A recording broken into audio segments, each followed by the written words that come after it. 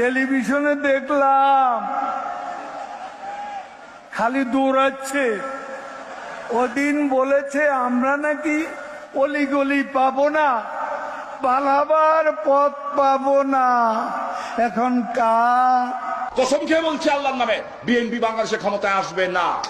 এমন কোন শক্তি এখনো তৈরি হয়নি বাংলাদেশে যে আওয়ামী লীগ সরকারকে উৎখাত করতে পারে। ইনশাল্লাহ আমি আপনাকে কথা দিচ্ছি, এই ঢাকা 10 আসনের 2 কন্যা হিসাবে মাননীয় প্রধানমন্ত্রী শেখ হাসিনা এবং ছোট আপা শেখ রেহানা, আপনাদের দুজনের দায়িত্ব আমার। প্রত্যেক এলাকায় কত বিএনপি আছে খুঁজে বের করতে হবে, বা জামাতে খুঁজে বের করতে হবে, ওগুলিকে ধরিয়ে দিতে হবে। এটাই আওয়ামী লীগের দায়িত্ব, একটাও পার না পায়। রাত 12টার সময়, 12টার পর থেকে 1টার পরে 2টার মধ্যে শাপলা চত্বর পরিষ্কার হয়ে গেল।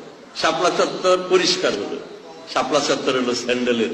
আরে মুজিব করতো সেই কোট, যে কোট লাগাইলে পরে মানুষ আর মৃত্যুর ভয় পাওয়ার কথা না। আমাদের বিজয় ভারতের বিজয়, বুঝছেন? আমাদের উন্নয়ন ভারতের উন্নয়ন, ভারতের উন্নয়ন আমাদের উন্নয়ন। আবার বলে আমরা নাকি পালানোর পথ পাবো না।